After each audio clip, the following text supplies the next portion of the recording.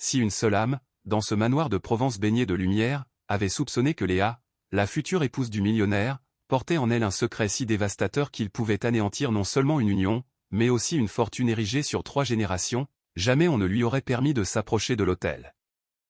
Et moins encore aurait-on toléré que sa mère, Monique, cette ombre perpétuellement affublée d'un sourire artificiel, déambule dans les corridors comme si elle en était déjà la maîtresse. Or, l'imprévu vint de Manon, l'employée de maison, cette jeune femme discrète qui avait évolué au sein de ces murs, qui en connaissait les moindres recoins, les soupirs et les peines. Ce fut elle, l'élément insoupçonné, qui allait amorcer l'explosion que tous s'efforçaient de ne pas voir. Car à la toute fin, quand le nourrisson est apparu entre ses mains, si frêle, si maigre, abandonné tel un fardeau, sa voix a déchiré l'air et figé jusqu'aux lumières de Noël, s'il venait à mourir, vous en seriez les seuls coupables. C'est à cet instant précis que Nicolas, le millionnaire, réalisa que son existence entière, absolument tout, reposait sur une imposture. Mais cela, ce n'est que le prélude, car la vérité qui allait émerger ferait vaciller la terre elle-même. Avant de vous narrer ce récit, accordez-moi une réponse en commentaire. Depuis quel endroit suivez-vous cette vidéo et quelle heure est-il chez vous? Je suis fasciné de voir la portée de ces histoires et de savoir qui m'accompagne dans ce périple riche en émotions, en retournements de situation et en vérités exposées. Profitez-en pour laisser un pouce bleu, partager avec un amateur de récits captivants et, évidemment, vous abonner à la chaîne, car chaque jour vous attend une nouvelle histoire qui touchera votre âme et vous amènera à reconsidérer de nombreux aspects de votre vie. Maintenant, prenez une grande inspiration, car l'histoire d'aujourd'hui n'est pas destinée au cœur sensible. Dès le premier jour où Léa, la fiancée de Nicolas, foula le sol du manoir paré pour les fêtes, Manon éprouva un frisson singulier, un de ces pressentiments qui annoncent un drame imminent, même lorsque tout semble paisible. Ce malaise ne venait pas de la beauté, de l'éducation ou de l'élégance de la jeune femme. Il venait de son sourire, qui ne parvenait jamais à illuminer son regard. Un sourire qui paraissait toujours être le fruit d'un calcul, une performance destinée à séduire ceux qu'il fallait abuser, chaque geste relevant d'une chorégraphie précise. Manon, ayant passé sa vie dans cette demeure, avait appris à sonder les gens, à reconnaître la sincérité ou à déceler le poison dans un regard. Elle le sentit dès leur première poignée de main. Nicolas, lui, semblait entièrement captivé, aveuglé par l'amour, persuadé d'avoir trouvé la femme idéale. Mais Manon savait bien que trop de perfection cachait souvent une faille profonde. En voyant Léa rire avec une exubérance forcée à des blagues insipides, elle se dit, cette femme dissimule quelque chose de grave.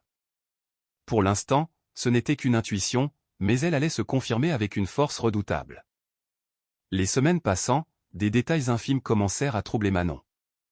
Des détails si discrets que tout autre les aurait balayés d'un revers de main. Mais pas elle. Son acuité était son outil de travail.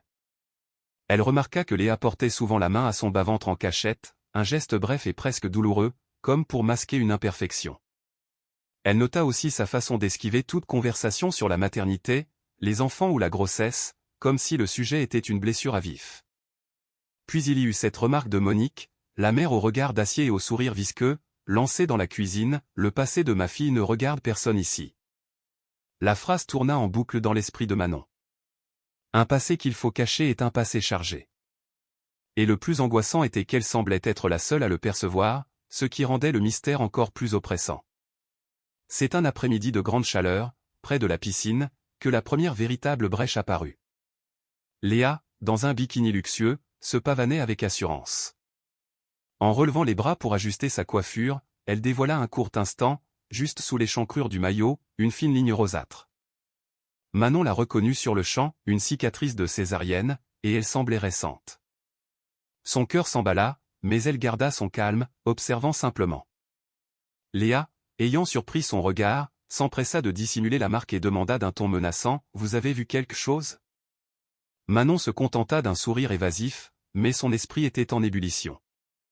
Pourquoi dissimuler une telle chose? Pourquoi ce mensonge? Elle venait de saisir le premier fil d'une trame bien plus vaste. Après cet événement, les incohérences se multiplièrent.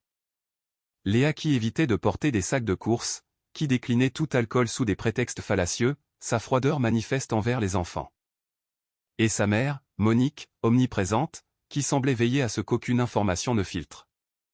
Un jour, Manon l'entendit murmurer, « Il faut juste tenir jusqu'au mariage. » Cette phrase lui donna froid dans le dos. L'idée d'un mariage devenait moins une célébration qu'une échéance. Elle ne pouvait qu'assembler les pièces d'un puzzle dont l'image finale s'annonçait monstrueuse. Le manège de Monique empira. Manon la vit quitter la propriété chaque jour à la même heure, avec des sacs anormalement lourds, pour revenir avec une odeur âcre de lait caillé et de chambre confinée. Une autre employée, interrogée, lui conseilla à voix basse, « Tiens-toi à l'écart d'elle. » Cet avertissement ne fit qu'attiser ses soupçons. La peur ne s'attache qu'à la culpabilité. Conscient d'être observé, Léa devint de plus en plus hostile envers Manon, lui ordonnant de se mêler de ses fonctions. Mais la fonction de Manon avait toujours été de veiller sur cette demeure et ses habitants. Et elle n'allait pas faillir. Les chuchotements dans les coins sombres, les portes fermées à la hâte, les conversations interrompues à son approche. Tout cela dessinait un schéma alarmant qu'elle seule paraissait voir. Quand Nicolas, toujours sous le charme, annonça un mariage précipité pour la fin décembre, Manon sentit l'étau se resserrer. Et lorsque Léa lui dit avec un sourire glacial, « Personne ne viendra troubler notre bonheur », Manon comprit que la menace lui était directement adressée. Elle se jura de ne pas céder. La nuit précédant la répétition, alors que le silence avait envahi le manoir, elle surprit une conversation urgente entre Léa et sa mère dans le bureau de Nicolas. Elle entendit des bribes qui lui glacèrent le sang, « Si on découvre. C'est la fin. Puis, il faut éliminer le moindre risque. » Elle comprit alors que le secret n'était pas qu'un simple mensonge, mais un danger tangible, capable de briser des vies. Le front appuyé contre le bois froid de la porte, elle pensa, si elles sont prêtes à tout, alors moi aussi. Sans le savoir, elle venait de déclarer une guerre silencieuse dont l'issue serait explosive. Les jours suivants, une tension palpable s'installa. Manon sentait le poids des secrets dans chaque pièce. Les regards fuyants, les messages tapés en hâte, les silences pesant entre Léa et sa mère. Tout confirmait ses craintes. Un jour, elle entendit Monique au téléphone, « Je te jure que personne ne saura que tu es venu. » Un nouvel abîme venait de s'ouvrir. Le danger se rapprochait. Nicolas lui-même, lors d'un moment de répit dans la cuisine, avoua en prenant son café et ses croissants ressentir une nervosité étrange chez sa future belle-mère. Il confia à Manon, « J'ai l'impression qu'on me cache quelque chose, mais je refuse d'y croire. » Manon sentit le mensonge se fissurer, mais il lui fallait plus qu'une intuition. Un après-midi de pluie, elle trouva un petit tube de pommade cicatrisante sur un fauteuil. Le nom de Léa était sur l'étiquette, avec une prescription datant de quelques semaines seulement. La cicatrice était bien récente. Alors qu'elle tenait le tube, Léa apparut, lui demandant d'un ton faussement enjoué si tout allait bien. Manon acquiesça, le cœur battant la chamade. Le lendemain, dans le débarras, elle découvrit une note déchirée. En reconstituant les fragments, elle déchiffra, point peu plus le cachet. N'aurait jamais dû naître. Plan compromis. Régler ça avant le mariage. Elle dut s'asseoir, le souffle coupé. Une vie était en jeu. Le comportement de Monique devint erratique. Elle verrouillait tout, cachait des clés, comme pour effacer des traces. Une nuit, Manon l'entendit au téléphone, elle ne peut pas flancher maintenant. Si près du but. Le sang de Manon se glaça. Elle observait Monique, qui arpentait la pièce comme un animal en cage, et comprit qu'elle était face à une femme capable du pire pour parvenir à ses fins. La peur s'empara d'elle, mais sa détermination n'en fut que renforcée. Elle relia mentalement tous les indices, la cicatrice, la pommade, la note, les sorties de Monique, l'odeur, les appels. Un puzzle macabre prenait forme. Il ne manquait que la pièce centrale. Elle se souvint d'une remarque de Nicolas, elle ne semble pas aimer les enfants. La dernière nuit avant les festivités, elle surprit une ultime conversation. Monique, d'une voix paniquée, tu avais promis que personne ne le saurait. Et la réponse glaciale de Léa, calme-toi. Encore quelques jours, et tout disparaîtra. Tout disparaîtra. Ces mots résonnèrent comme un arrêt de mort. Il ne s'agissait plus d'argent, mais de vie ou de mort. Elle se fit une promesse, je trouverai ce qu'elles veulent faire disparaître avant qu'il ne soit trop tard. Le lendemain, Manon suivit Monique jusqu'à une annexe isolée sur la propriété. Elle la vit entrer furtivement, un lourd sac à la main. Après son départ, Manon s'approcha de la porte et perçut un gémissement à peine audible. Elle tenta d'entrer, mais dut fuir à l'approche de bruits de pas. Plus tard, elle remarqua sur le bureau de Nicolas une enveloppe d'une maternité au nom de Léa. Lorsque Nicolas la fit tomber par inadvertance, Manon lut en une fraction de seconde, procédure obstétricale. Le mensonge était total. Lors du dîner de réception, elle entendit Léa murmurer à sa mère, « Si la porte reste fermée jusqu'à demain, personne ne saura. » Monique répondit, « Je lui ai donné son biberon. Il est trop faible pour faire du bruit. » Le plateau qu'elle portait faillit s'écraser au sol. La nuit venue, elle retourna à l'annexe. Le pleur venait d'une armoire fermée par un cadenas. Elle ne put l'ouvrir, mais trouva par terre une couverture de bébé souillé. Elle comprit qu'un enfant était enfermé là, et jura de le sortir de là le lendemain. Nicolas étant parti tôt, elle retourna à l'annexe, déterminée. Avec un outil, elle fit sauter le cadenas. L'armoire s'ouvrit sur une vision d'horreur, un bébé, décharné, la peau sur les os, dont le regard implorait de l'aide. « Mon Dieu, qui a pu te faire ça ?» murmura-t-elle. Elle le prit dans ses bras, et à cet instant, entendit Monique s'approcher. « Il doit être silencieux pour la répétition. » disait-elle à sa fille. Manon s'enfuit par une issue dérobée, le nourrisson contre elle.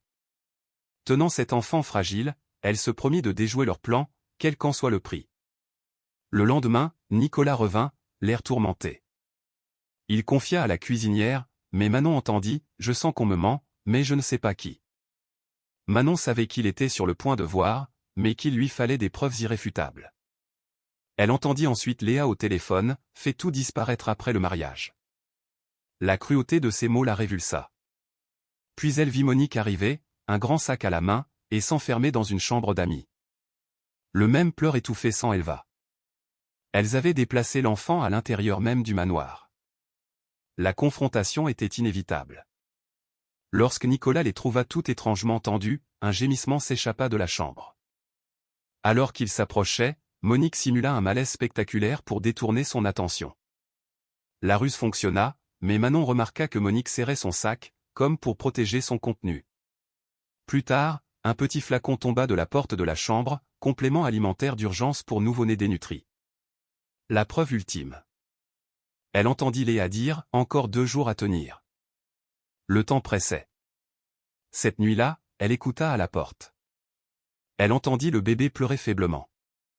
Sa décision était prise. Le matin suivant, à l'aube, elle se prépara au combat. Elle entendit Monique paniquer, « Il a trop pleuré, quelqu'un va l'entendre. » Dans la cuisine, Nicolas, épuisé, lui dit, « Je sais qu'on me ment. » Elle lui répondit, « Regardez bien autour de vous. La vérité est souvent là où on ne la cherche pas. » Puis, elle se posta près de la chambre et, avec son téléphone, enregistra une conversation qui lui glaça le sang. « Monique, s'il meurt avant le mariage, son existence sera effacée. Léa, alors fais-le. Il ne doit pas gâcher mon avenir. » C'était un plan de meurtre. Elle vit alors Nicolas descendre, livide, tenant l'enveloppe de la maternité. Il avait compris une partie du mensonge. C'était le moment. Elle l'attrapa par le bras. « Vous devez voir de vos propres yeux, » lui dit-elle. Elle le mena à l'annexe et ouvrit l'armoire vide.